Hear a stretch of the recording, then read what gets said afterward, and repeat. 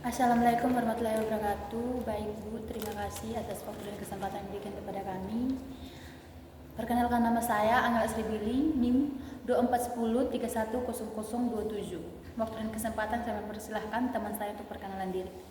Perkenalkan, nama saya Maria Nukita Ari dengan NIM 2410310040. Baik, kami ingin menjelaskan terkait poin-poin penting yang akan dibahas dalam tugas UAS. Waktu dan kesempatan saya mempersilahkan teman saya untuk membahas tentang poin-poin penting.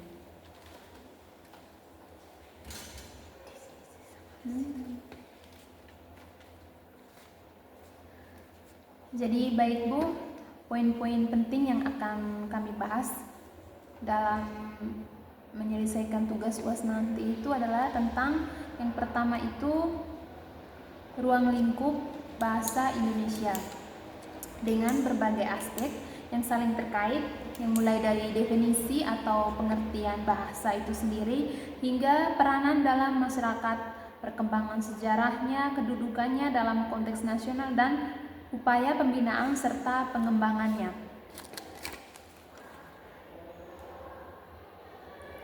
Yang kedua, tentang pembinaan bahasa Indonesia itu mencakup beberapa aspek seperti hakikat, tujuan pembinaan bahasa, upaya pembinaan bahasa, dan usaha pembinaan bahasa. Poin yang kedua yaitu tentang bahasa Indonesia ragam baku. Jadi dalam poin ini mencakup beberapa aspek seperti definisi dan karakteristik ragam baku, fungsi ragam baku dalam politik bahasa nasional, implikasi politik, dan dengan kesimpulannya yaitu yang dimana kita bisa mengakses, menganalisis, dan memahami peran bahasa Indonesia.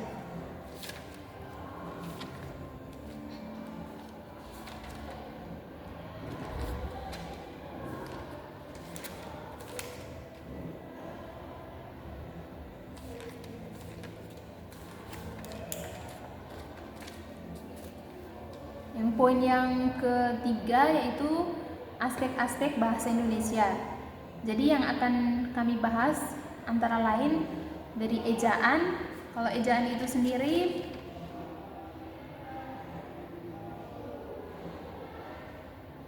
melibatkan penggunaan huruf yang tepat, tanda baca yang benar, dan mengikuti aturan tata bahasa. Yang kedua, aspek fonologis. Kalau aspek fonologis itu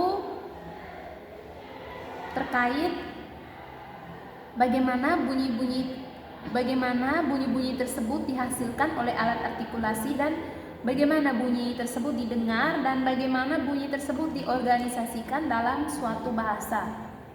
Yang berikutnya adalah aspek morfologis, itu tentang mencakup bagaimana kata-kata dibentuk dari morfem-morfem atau satuan makna terkecil. Yang berikutnya adalah aspek sintaksis. Aspek sintaksis itu tentang bagaimana kata-kata disusun menjadi frasa, klausa, dan kalimat. Jadi ini mencakup aturan tata bahasa yang mengatur tentang struktur kalimat. Yang berikutnya adalah aspek semantik.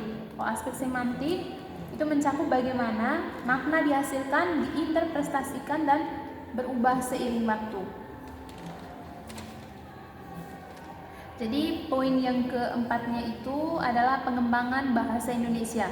Dengan beberapa poin pentingnya itu ada hakikat, konsep, tata cara, standarisasi, pengembangan pendidikan bahasa Indonesia, pengembangan kesastraan, unsur kebudayaan nasional, dan bahasa Indonesia dalam ketahanan nasional. Jadi dalam hakikat itu bahasa Indonesia, bahasa nasional dan bahasa resmi negara yang dimana berfungsi sebagai alat komunikasi, identitas nasional, pemersatu bangsa, dan sarana pengembangan budaya. Kalau konsepnya itu seperti fonologi, morfologi, sintaksis, dan pragmatik.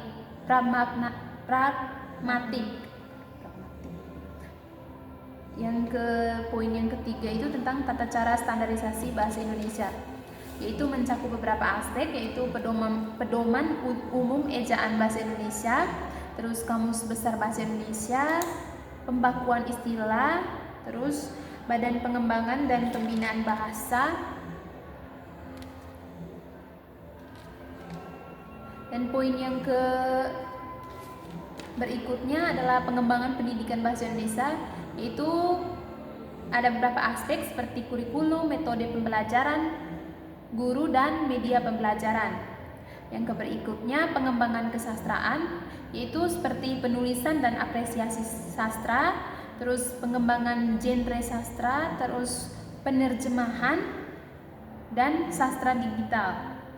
Yang berikutnya adalah unsur kebudayaan nasional dan bahasa Indonesia, yaitu sebagai bagian dari identitas budaya nasional, dan juga bahasa sebagai sarana untuk menyampaikan nilai-nilai budaya, tradisi, dan kearifan lokal. Dan yang terakhir adalah bahasa Indonesia sebagai alat untuk melestarikan dan mengembangkan kebudayaan daerah. Jadi poin yang kelima,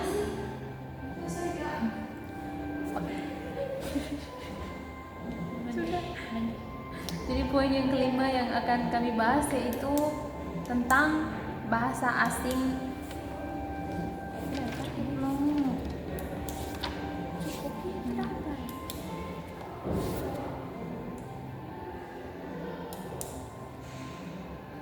Jadi poin yang kelima yaitu tentang bahasa daerah. Jadi bahasa daerah mencakup beberapa poin penting, yaitu yang pertama sejarah dan perkembangan bahasa daerah, terus struktur bahasa daerah, penggunaan bahasa daerah, keragaman bahasa daerah, dan manfaat mempelajari bahasa daerah. Yang keenamnya bahasa asing. Bahasa asing itu mencakup beberapa aspek seperti sejarah dan perkembangan bahasa asing di Indonesia, terus penggunaan bahasa asing di Indonesia, dan pengaruh bahasa asing terhadap bahasa Indonesia, dan pembelajaran bahasa asing di Indonesia.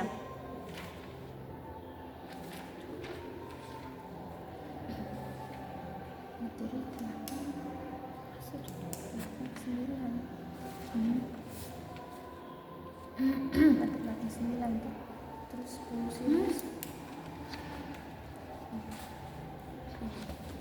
yang keenam, poin yang keenam yaitu penggunaan bahasa Indonesia di lingkungan pembelajaran. Yaitu yang akan dibahas adalah status dan fungsi bahasa Indonesia, penggunaan bahasa Indonesia dalam proses pembelajaran, tujuan penggunaan bahasa Indonesia di lingkungan pembelajaran, peran guru dan siswa,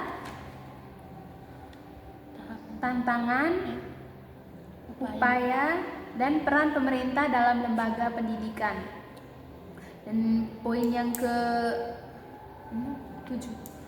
ketujuh yaitu penggunaan bahasa Indonesia di lingkungan pendidikan dan beberapa aspek utama, yaitu dari tata bahasa, dari kosakata, keterampilan berbicara, keterampilan menulis, keterampilan membaca dan menyimak. Dan materi poin yang ke-12 yaitu penggunaan bahasa Indonesia dalam forum atau organisasi. Jadi penggunaan bahasa Indonesia dalam forum atau organisasi ada beberapa aspek, yaitu konsistensi dan standarisasi, yang kedua kejelasan dan ketepatan, yang ketiga kesantunan dan etika, yang keempat penggunaan istilah teknis, yang kelima format dan struktur, yang keenam keterlibatan dan partisipasi, dan juga contoh penerapan dalam berbagai jenis forum atau perkumpulan organisasi. Jadi itu saja poin-poin penting yang akan kami bahas dalam tugas UAS nanti. Sekian dari kami. Kendalanya itu seperti apa? Tidak ada kendala. Ada kendala? Iya. Terus ada kendala. Oke, jadi baik Bu, itu saja poin penting yang akan kami bahas dalam tugas UAS nanti. Terima kasih sebelumnya Bu. Wassalamualaikum warahmatullahi wabarakatuh.